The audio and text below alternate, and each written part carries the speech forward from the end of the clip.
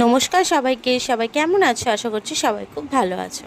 দেখে বুঝতেই পারছো আজকের কি ভিডিও আমি দিতে চলেছি। আমি কখনো রান্নার রেসিপি দিই না, তবে আজকে একদম মাটন কষার রেসিপি দিচ্ছি।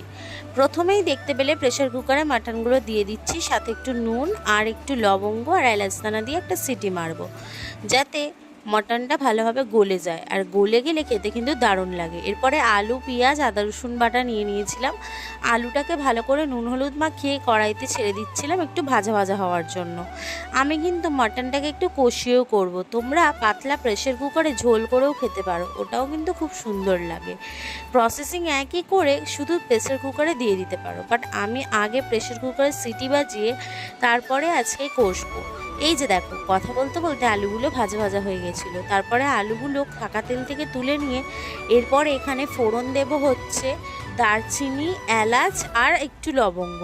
তারপরে পেঁয়াজটা দিয়ে দেব। পেঁয়াজটার সাথে একটু চিনিও দেব পরিমাণ মতো, যাতে পেঁয়াজটা একটু লাল লাল আর ভাজা ভাজা হয়। এই যে দেখো, পেঁয়াজটা ভাজা ভাজা হয়ে গিয়েছিল। এরপরে আদা রসুন পেস্টটা দিয়ে দেব, যেটা বেটে রেখেছিলাম।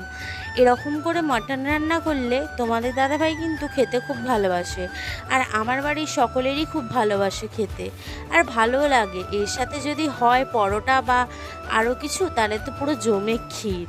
আমাদের লুচি হয়েছিল। এই যে দেখো, পরিমাণ মতো হলুদ, নুন, লঙ্কা আর সামান্য একটু চিনি, যেটা আমাদের বাঙালির স্বভাব। আমি কিন্তু স্বাদ হওয়ার জন্য দিই। তোমাদের যদি ভালো না লাগে তোমরা চাইলে স্কিপ করে নিতে পারো। তারপরে মশলাটাকে ভালো করে কষিয়ে নিতে হবে। যতক্ষণ না মশলাটা থেকে তেল ছাড়ছে ততক্ষণ ভালো করে নেড়ে চেড়ে ওটাকে কষিয়ে নিতে হবে। না কষিয়ে নিলে আদা রসুনের গন্ধটা ছাড়বে। এই যে কষিয়ে নেওয়ার পরে আমি একটু মিট মশলা, একটু চিকেন মশলা, একটু গরম মশলা, সব রকম মশলাই আমি দিয়েছিলাম।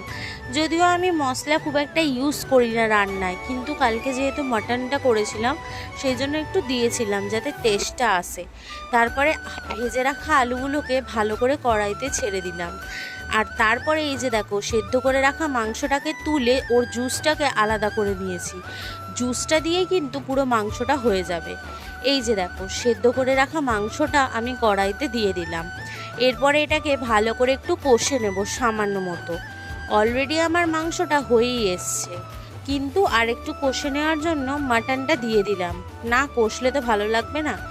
এই যে দেখো, কষা কষা হয়ে যাওয়ার পরে ওই জুসটাই আমি দিয়ে দিচ্ছি, যে মাটনটা আমি সেদ্ধ করেছিলাম যেটা দিয়ে, সেই জুসটা দিয়ে দিচ্ছি। তোমরা চাইলে সেটা দিতে পারো, অথবা গরম জল দিতে পারো, অথবা নর্মাল জলও দিতে পারো।